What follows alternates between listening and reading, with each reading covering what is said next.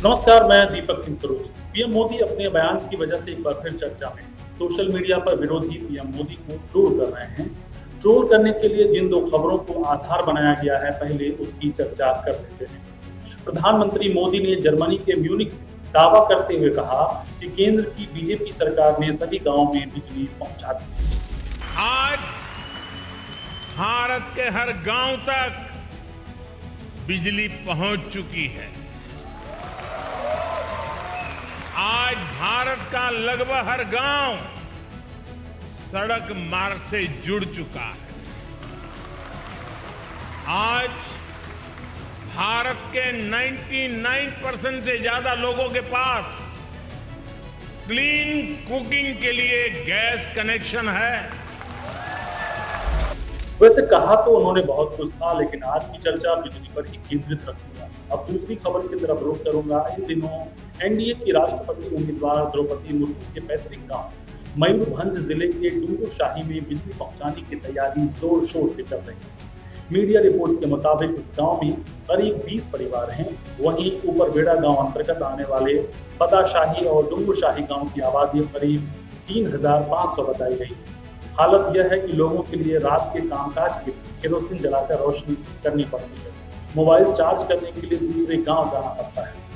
इन दो खबरों की वजह से सोशल मीडिया पर लोग पीएम मोदी के बयान की पड़ताल करने का दावा कर रहे हैं। विजय शंकर सिंह नाम के ट्विटर यूजर ने पीएम मोदी को निशाने पर लेते हुए लिखा है कि बर्लिन में प्रधानमंत्री मोदी जी ने कहा कि देश के हर गांव में बिजली पहुंचा दी गई। उसी अखबार में एक दूसरी खबर भी छपी है कि एनडीए की राष्ट्रपति उम्मीदवार द्रौपदी मुर्मू के गांव में पहली बार बिजली पहुंचेगी। दोनों ही खबरें एक ही अखबार की है। नरेश शर्मा नाम के एक ट्विटर यूजर ने कमेंट करते हुए लिखा, काफी पहले खुद ही कह चुके हैं, झूठ बोलो, बार बार झूठ बोलो, पूरी ताकत से झूठ बोलो, आखिर किसी बात पर तो यकीन करना ही पड़ेगा। वहीं संजीव गुप्ता नाम के एक अन्य यूजर्स ने लिखा कि कहने के पैसे थोड़े ना लगते हैं। राजा सेठी नाम के अन्य यूजर्स ने लिखा कि अब पाठक तय करे कि उसे दोनों में से कौन सी खबर सही माने। अब एक और खबर देखते हैं। भारतीय रिजर्व बैंक यानी कि आरबीआई ने एक रिपोर्ट जारी करते हुए कहा है कि वित्त वर्ष 2021-22 में 500 रुपए के नकली नोट 2020-21 की तुलना में दोगुनी है। केंद्रीय बैंक के आंकड़ों के मुताबिक पिछले साल की तुलना में 500 रुपए के नोट में 101.9% की बढ़ोतरी हुई है, जबकि 2000 रुपए के नोटों में 54.16% बढ़ोतरी देखने को मिली। वहीं अगर अन्य नोटों की बात करें तो पिछले वर्ष की तुलना में 10 रुपए के नकली नोट 16.4% और 20 रुपए के नोट 16.5% बढ़े। इसके अलावा 200 रुपए के नकली नोटों में 11.7% की वृद्धि देखी गई। हालांकि यह खबर एक महीने पुरानी, लेकिन इसका जिक्र इसलिए जरूरी है क्योंकि 8 नवंबर 2016 को पीएम मोदी ने जब अचानक नोटबंदी की घोषणा की तो तर्क यही दिया कि इससे नकली नोटों पर लगाम लगेगा। एक बार पीएम मोदी का वह बयान भी सुन लेते। जाली नोटों के जरिए, नकली नोटों के जरिए अपना धंधा भारत में चलाते हैं और यह सालों से चल रहा है। अनेक बार 500 और 1000 रुपये की जाली नोटों का कारोबार, इसके करने वाले भी पकड़े गए हैं। लाखों करोड़ों की नोटें भी जब्त की गई है। आरबीआई के आंकड़े बताते हैं कि पीएम मोदी ने जिस नकली नोट पर लगाम लगाने की सोच के साथ नोटबंदी की घोषणा की थी, वह अब तक पूरा नहीं हुआ है। पीएम मोदी का एक और बयान सुनते हैं। हालांकि यह बयान आप विपक्षी दलों के मुंह से कई बार सुन चुके होंगे। दरअसल एक चुनावी रैली के दौरान पीएम मोदी कहते हैं कि विदेशों में इतने सारे काले धन जमा है कि अगर उसे भारत वापस ले जाया जाए तो प्रत्येक देशवासियों को फ्री में 15 लाख रुपए मिल जाएंगे।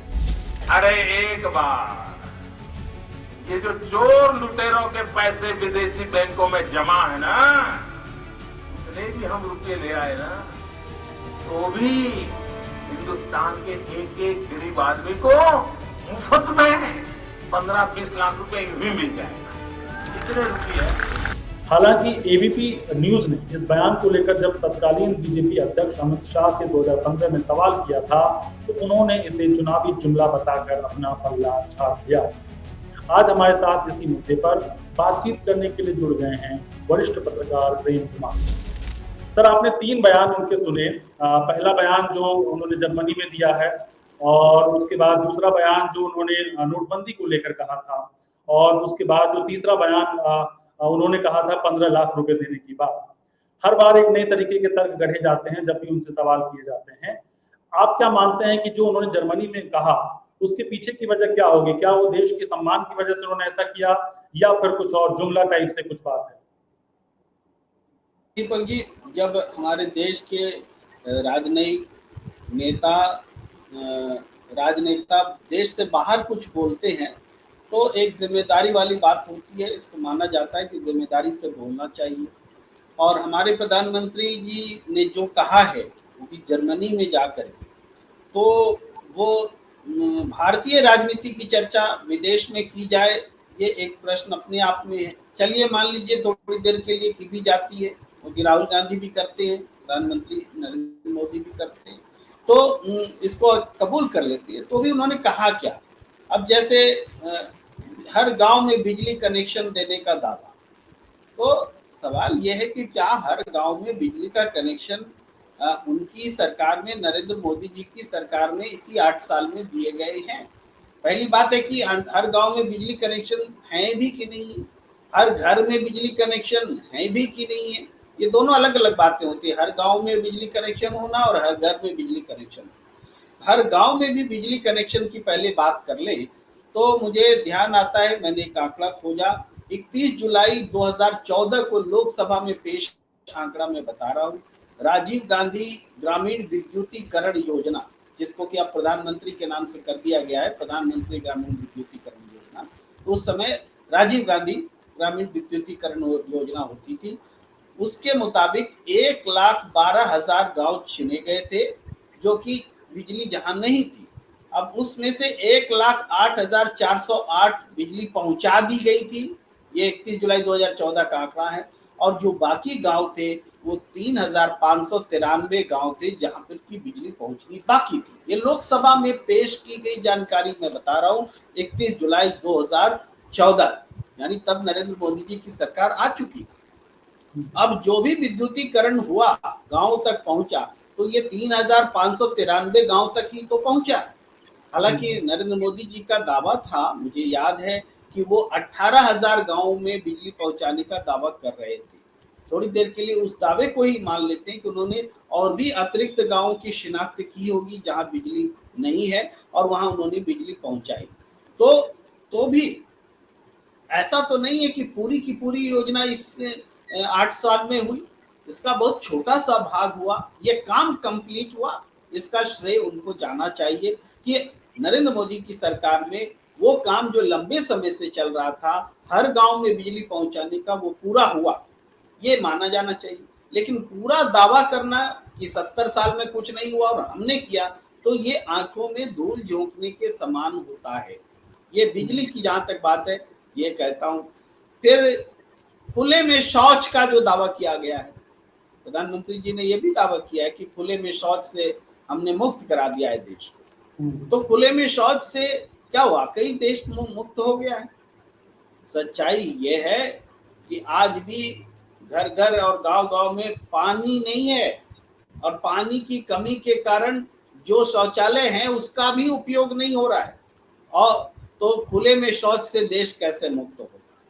ये दावा भी मैं अगर आंकड़ों की बात करूं, मैं सरकारी बात करूं, तो जो राष्ट्रीय सांख्यिकी विभाग है उसने ठीक उस समय जब नरेंद्र मोदी जी ने दावा किया था 2 अक्टूबर 2000, मेरे 2 साल पहले की बात है, 2 अक्टूबर को जब किया था, तो उसी समय राष्ट्रीय सांख्यिकी का फिगर आया था NSSO का, कि उसमें यह कहा गया था कि हमारे देश में 71.3% शौचालय है, जो है घरों में शौचालय है, यानी 100% नहीं है। ये सरकारी आंकड़े में पुष्टि हो रही थी, जबकि हमारे प्रधानमंत्री दावा कर रहे थे कि 100% हमने मुक्त कर दिया है ओपन डिफिकेशन से, खुले में शौच से। तो कैसे सरकारी आंकड़े से प्रधानमंत्री के आंकड़े डिफर हो सकते हैं? ये बहुत बड़ा सवाल है। और विदेश में जाकर के दावे करना, जिसका खंडन खुद सरकार के आंकड़े कर रहे हो, तो इससे हमारे देश की प्रतिष्ठा नहीं बढ़ती। हमें एक और बात याद आती है कि जो पहला वेव आया कोरोना का, दीपक जी, तो उस समय हमारे प्रधानमंत्री जी ने बहुत आनंद फानन में जाके घोषणा कर दी, विदेशी फोरम पर कई राष्ट्राध्यक्षों के बीच कह डाला कि हमने बहुत मजबूती से कोरोना का सामना किया है, कोरोना से मुक्त हो गया है हिंदुस्तान, और हिंदुस्तान दुनिया को अब कोरोना से मुक्त करने में मदद करेगा। और ये घोषणा वो करते हैं जनवरी में, और 1.5 महीने के भीतर ही, जनवरी नहीं, थोड़ा सा मैं भूल रहा हूँ, लेकिन उनके बयान के 1-1.5 महीने के भीतर ही दूसरी लहर जो है आ चुकी होती है। और दूसरी लहर में ये स्थिति बनी थी कि दुनिया हमें मदद करने के लिए सामने आ रही थी। यानी देखिए कितना बड़ा विरोधाभास है कि हमारे प्रधानमंत्री कह रहे हैं हम दुनिया को मदद करेंगे, और 1.5 महीने में स्थिति हो जाती कि दुनिया हमारी मदद करने के लिए सामने आ रही है। नोटबंदी के बाद आपको याद होगा कि सरकार का दावा था कि नोटबंदी लागू होने के कारण आतंकवाद खत्म हो जाएगा, काले जो जाली नोट है वो खत्म हो जाएंगे, और दूसरे जो बीमारियां हैं, कश्मीर की समस्या भी खत्म होगी, बहुत सारे दावे किए गए थे। लेकिन हुआ क्या? अभी ताजा जो आंकड़ा आरबीआई का आया उससे पता चलता है कि जो जाली नोट है, कम से कम 500 वाले नोट तो दुगने से ज्यादा हो चुके। जी 101% बढ़े हैं, माने डबल से ज्यादा हो चुके। उसी तरीके से 200 के नोट भी हालांकि छोटे नोट्स जो है बाकी उसकी संख्या देखे तो उस हिसाब से नहीं बढ़े, लेकिन 500 और 1000 के नोट भी 1.5 गुना ज्यादा हो चुके हैं, जाली नोट। और ये जाली नोट कैसे हैं दीपक जी? ये जाली नोट वो हैं जो बैंकों में पकड़े गए, बैंक्स में, डिफरेंट बैंक्स में मिले हैं, वो जाली नोट्स हैं। जो हमारी एजेंसियों ने जब्त किए हैं उसका आंकड़ा तो एनसीआरबी में जाकर के देखिए, 2019 में कितना, बारे में कोई चर्चा ही नहीं है। ठीक बात जी सर। एक सवाल ये उठता है कि जब राहुल गांधी बाहर जाके कुछ बोलते हैं तो उनको कहा जाता है कि आप देश का सम्मान जो है इस तरह से गर्द में डाल रहे हैं, चीजें खराब कर रहे हैं। अब सवाल उठता है कि मोदी जी जिस तरीके की बात करते हैं और राहुल जी जिस तरीके की बात करते हैं, दोनों में क्या फर्क देखते हैं? देखिए एक बेसिक बात समझनी पड़ेगी दीपक जी। वो बेसिक बात क्या है कि हम देश के खिलाफ विदेश में तो नहीं बोल रहे। देश के खिलाफ अगर बोल रहे हैं या हमारी कोई बात जिससे देश के सम्मान में ठेस पहुंचती है तो वो निश्चित रूप से गलत है, चाहे राहुल गांधी बोले, चाहे हमारे प्रधानमंत्री जी नरेंद्र मोदी बोले या कोई। अब ये प्रधानमंत्री होते हुए नरेंद्र मोदी जी को ये सुविधा है कि वो अपने देश को दूसरे देशों में रिप्रेजेंट कर सकते, तो वो बोल सकते। राष्ट्र के प्रमुख हैं प्रधानमंत्री, इस लोकतंत्र के प्रमुख हैं, तो वो जब बोलते हैं तो उनको अधिकार भी होता है, लेकिन देश का पक्ष रखने का अधिकार होता है। ऐसी बात कहने का अधिकार नहीं है कि देश का के सम्मान में कटौती हो। और प्रधानमंत्री जब आप इस तरह के बयान देते हैं तो एक जनता के तौर पे प्रधानमंत्री को लेकर जो विश्वसनीयता होनी चाहिए उसमें क्या आपको लगता है कि कमी आती है, क्योंकि प्रधानमंत्री एक बड़ा पद है? देखिए ये बात जनता को समझने की जरूरत है। जनता का अवेयरनेस लेवल बताता है कि वो कैसे रिएक्ट करती है। अगर प्रधानमंत्री जी की इस बात को जनता का अधिसंख्य हिस्सा ये समझे कि नहीं प्रधानमंत्री अपने देश का यशगान कर रहे हैं, तब तो उन्हें अच्छा लगेगा। लेकिन अगर उन्हें लगेगा कि नहीं यशगान में ये अपनी आलोचना हो जा रही है, तो इस बात को समझने के लिए जनता जो है उसका बौद्धिक वर्ग है वही इस बात को समझता है। तो बौद्धिक वर्ग चूंकि नेतृत्व करता है देश की आवाम का, तो बौद्धिक वर्ग की जो प्रतिक्रिया होती है उससे जनता उसका मत तैयार होता है। तो ये एक संघर्ष है अच्छे और बुरे। क्या वजह है कि हाल के दिनों में राजनीतिक बयानबाजी को देखें तो बहुत इजीली तरीके से फैक्ट्स के साथ खिलवाड़ कर दिया जाता है। फैक्ट्स कुछ होता है, बोल आप कुछ देते हैं, और ये बयान देने वाले कोई छोटे मोटे नेता नहीं होते हैं। तो आखिर क्या वजह है? क्या लोग अब जागरूक नहीं है, इन चीजों को चेक नहीं करते हैं? शायद ये भी एक वजह है। देखिए ये बहुत बड़ी चिंता का विषय है कि हमारे देश में अब फैक्ट्स पर बहुत को गलत तरीके से पेश किया जाता है और उसमें संकोच नहीं होता है। सबसे बड़ा उदाहरण अगर कुछ है तो आपको याद होगा 2019 के आम चुनाव से पहले जो बेरोजगारी का आंकड़ा था वो कथित रूप से लीक हुआ था CAG की तरफ से, और लीक होने के बाद ये पता चला था कि देश में बेरोजगारी 45 साल के चरम पर है। तो सरकार ने उस रिपोर्ट को कहा था कि ये गलत है, माना ही नहीं था, लीक को भी नहीं माना था। इसके बावजूद, नहीं मानने के बावजूद उस डिपार्टमेंट में इस्तीफे हो गए, और जब चुनाव खत्म होता है तो वही आंकड़े हमें पता चलता है कि सच थे। तो कितनी बड़ी बात हो रही है कि आंकड़े छुपाए भी जा रहे हैं, जो बता रहे हैं उन पर एक्शन भी हो रहा है, वो नौकरी छोड़ने को मजबूर है, और वो आंकड़े फिर सच साबित। तो ये बातें, दूसरी बात ये है कि आंकड़ों को पेश करने का तरीका हमेशा बदलता रहता है, और तो ये भी है कि इससे सच्चाई सामने नहीं आ पाती है। तो ये जो चीजें हैं, इससे सरकार की विश्वसनीयता मजबूत नहीं होती है, कमजोर होती है। हम जब विदेश से कोई आंकड़ा आता है और कहते हैं कि हमारे हिंदुस्तान में कुपोषण की स्थिति खराब है, तो हमारा जो स्वास्थ्य महकमा है कहता है कि विदेश का आंकड़ा गलत है, उसका सर्वे का आधार गलत है, या इसी तरीके से दूसरी चीजें आती है, मौत का आंकड़ा आता है कोरोना में, तो उसको भी हमारी सरकार नहीं मानती है। तो एक तो हमारे देश में आंकड़े दिए नहीं जाते और छिपाए जाते हैं। दो बातें, एक तो दिए नहीं जाते हैं, दूसरा छिपाए जाते हैं, और तीसरी बात है कि जो आंकड़े विदेश से आते हैं उसको खारिज कर दिया जाता है। तो ऐसी स्थिति में जनता के सामने सच्चाई जानने का बहुत बड़ा एक चुनौती बन गई है। खुद हम पत्रकारों के सामने ये चुनौती बन जाती है कि आंकड़े हम लाएं कहां से। हम आपको NSSO का आंकड़ा देते हैं तो 18-19 का देते हैं, बहुत पुराना नहीं, और खुद को सही करेक्ट बनाए रखने के लिए हमें वैसे ही आंकड़ों पर रिलाई करना पड़ता है।